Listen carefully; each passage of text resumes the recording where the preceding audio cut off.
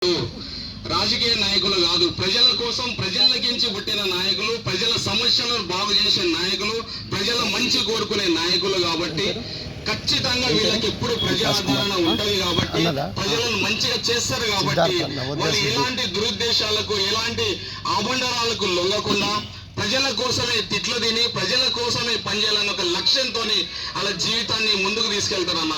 ఇలాంటి నాయకులు మన జైరాబాద్ ఉండడం చాలా అదృష్టం అన్న. సో వీళ్ళు వసంతన్న కావచ్చు, రాములన్న కావచ్చు, కొండలన్న కావచ్చు, వీళ్ళందరూ ఒక పని చేసుకుంటే ఖచ్చితంగా సాధిస్తారన్న. వాళ్ళు ఇప్పుడు ప్రెసెంట్ ఒక పని అనుకోరన్నా, ఆ పని క్లోజ్ చేస్తున్న చెరుకు ఫ్యాక్టరీని ఖచ్చితంగా తెరిపిస్తారన్న. దానికోసం పెద్ద మంత్రులైనా వాళ్ళని ఢీకొట్టి వాళ్ళ రాజకీయ భవిష్యత్తుకు సంబంధం లేకుండా ఇక్కడున్న ఎంప్లాయ్మెంట్ ప్రొవైడ్ చేయాలి, ఇక్కడున్న రైతులకు బాగు చేయాలి, మంచి జీవితాలు ఇవ్వాలని చెప్పేసి దేనికోసమైనా కొండను కూడా వాళ్ళు ఢీకొడతారన్న. అది నేను కళ్ళతోనే చూసినాం, మనం అందరికీ కూడా తెలుసు కూడా. సో ఇలాంటి నాయకులు ఇక్కడున్న సమస్యలు ఏదైనా సరే ఖచ్చితంగా సాల్వ్ చేస్తారు. వాళ్ళకు కార్యాచరణ ఉంది, వాళ్ళకు వర్క్ స్టైల్ ఉంది. ఆ వర్క్ స్టైల్ అద్భుతంగా ఉంటది, అది మా అందరికీ తెలుసు. అన్న ఏ కార్యాచరణలు తీసుకున్నా, ఈ బృందం ఏది తీసుకున్నా మా విద్యార్థుల రాజకీయ పార్టీ తరఫున, మా విద్యార్థులు అంటే నేను ఒక్కడిని లేనన్నా. తెలంగాణలో 12 విశ్వవిద్యాలయాలు ఉన్నాయి, జేఎన్టీ, ఉస్మానియా, కాకతీయ, పాలమూరు, నల్గొండ. దీంట్లో చదువుకుంటున్న విద్యార్థి నాయకులు, జేఏసీ చైర్మన్ అందరూ కూడా ఈ అన్నగారి కోసం ఈ సమస్య సాల్వ్ చేయడానికి నేను ఖచ్చితంగా వాళ్ళని కూడా తీసుకొని వస్తా.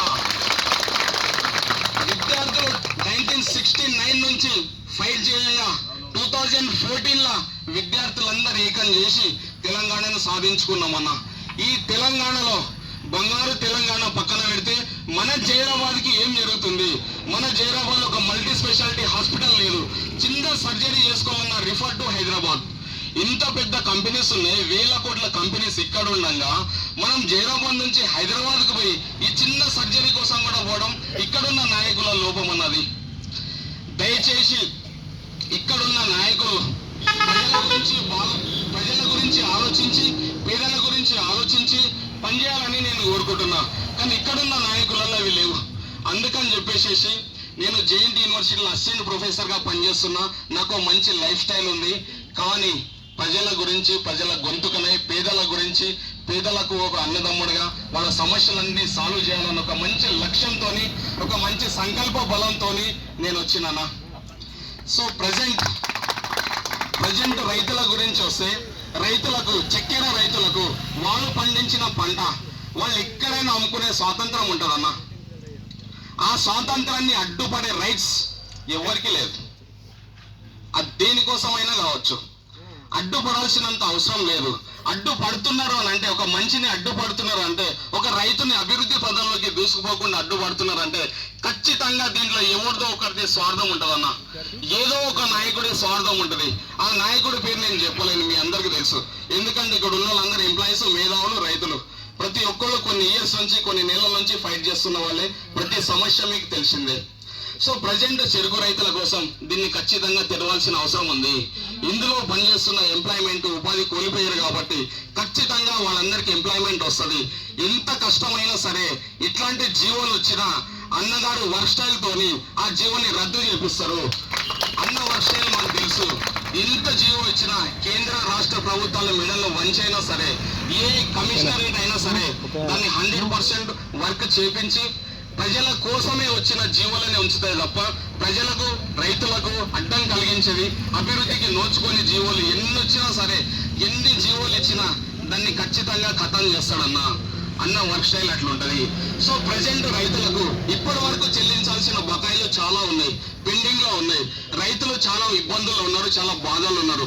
ఖచ్చితంగా బకాయిలన్నీ చెల్లించాలని చెప్పేసి మేము డిమాండ్ చేస్తున్నామన్నా. రైతు ఎప్పుడు రాజుగానే ఉండాలి, రైతులు ఎప్పుడు నవ్వుకుంటూ ఉండాలి. అప్పుడే ఈ ప్రాంతం సస్యశ్యామలం అవుతుందన్న. రైతు రాజుగా చేయాలనే నా లక్ష్యం కూడా, రైతు రాజుగా చూడాలని అన్నగారి లక్ష్యం కూడా. ఇక్కడ ఉన్న అన్నలందరూ పెద్దలు చాలా మంది ఉన్నారు. ఇంకా వీళ్ళ గురించి నేను ఎంత చెప్పినా తక్కువనైనా, నేను వీళ్ళ గురించి చెప్పడానికి రాలే. వీళ్ళు మంచి సో ప్రజెంట్ మన తెలంగాణ రాష్ట్రంలో మన జైరాబాద్ ప్రాంతంలో ప్రజెంట్ చెరుకు రైతులకు చాలా సమస్యలు ఉన్నాయి కాబట్టి ఈ రైతుల సమస్యలను సాల్వ్ చేయడానికి మంచి కంకణం ఒక మంచి కార్యక్రమం పెట్టుకున్నారు అన్నవాళ్ళు. దాన్ని ఖచ్చితంగా సాల్వ్ చేయాలని అన్నవాళ్ళు ఈ బృందం 23వ తారీఖు బంద్ ప్రకటించారు. తెలంగాణ ఉద్యమంలో మనం బంద్లు చేసినాం, కాలేజీలు స్కూల్స్ అన్ని బంద్ చేసినాం. బంద్ చేయడం వల్ల 2014లో తెలంగాణ రాష్ట్రాన్ని సాధించినామన్న. సేమ్ అదే స్టైల్లా అన్నగారి వర్క్ స్టైల్ కూడా ఉంటుంది, బృందం స్టైల్ ఉంటుంది.